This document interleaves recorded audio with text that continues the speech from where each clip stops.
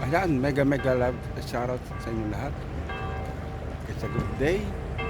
It's a beautiful place in Venice. Narito tayo sa Giudecca. Kabilang isla po ito. Ayan. Pumasok po tayo dyan kanina. So yan guys, kamusta ang lahat?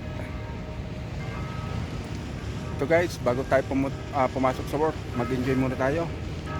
Parsal muna tayo. Ayan.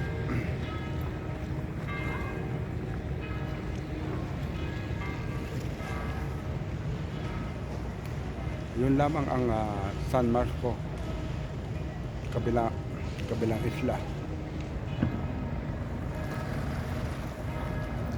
Para makatawid doon, so kailangan sumakay ng paborito. So yung naman bandang yon, ito yung Salute. Nagtrabaho din ako dyan sa likod niyan kasi meron dyang hotel. Una ako nag-work. And then, ang work ko ngayon guys, dito sa Starbucks. So likod po niyan. Likod ng anong yan, San Marco. Likod lamang po niyan sa may Rialto. So yan.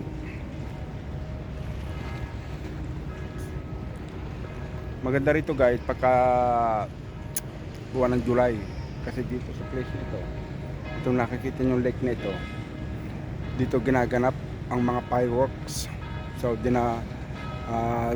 dumadalo po dito mga sikat na mga celebrities, mga sikat na mga personalidad para saksihan ang magandang fireworks display.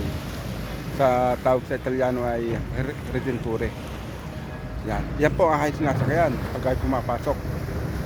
Yan. Pagbaba po namin ng bus, yan na po ang aming sinasakyan, mga ganyan, mga paborito.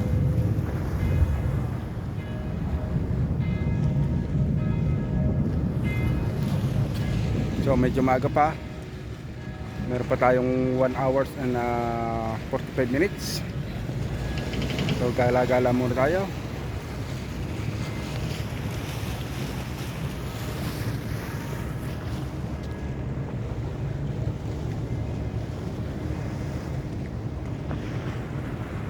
Ganda ng place dito, diba? Kaso nga lang guys, dito sa parting ito, dito sa place nito, mahal ang bahay. Mahal ang bahay. At medyo wala kayong masasakyan bus dito. Puro masasakyan dito ay water bus, paborito. At isa pa, napakamahirap pagka kayo magbabakasyon sa atin sa Pilipinas, yung pagbubuhat ng mga maleta, pagbubuhat ng mga package,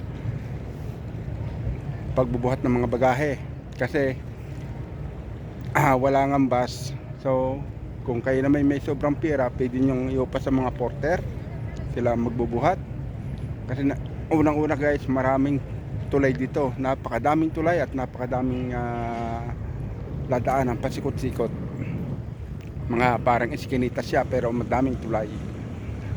A thousand of bridge, ika nga, pero maliliit naman siya.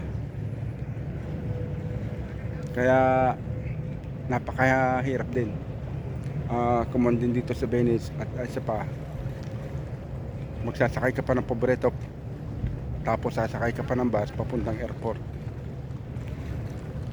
Ayan. Pero dito sa place nito, dito napakadaming trabaho. Dito sa place nito, napakadaming trabaho.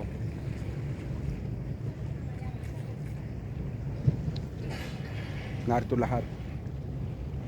Narito lahat, pati mga turista, lalo na itong ano ito, San Marco, dito talagang kinuha ng mga daksa.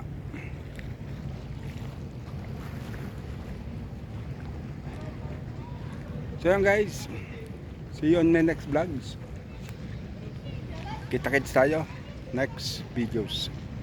Kung bago ka pa lamang sa aking YouTube channel, don't forget to like and share and hit notification bell.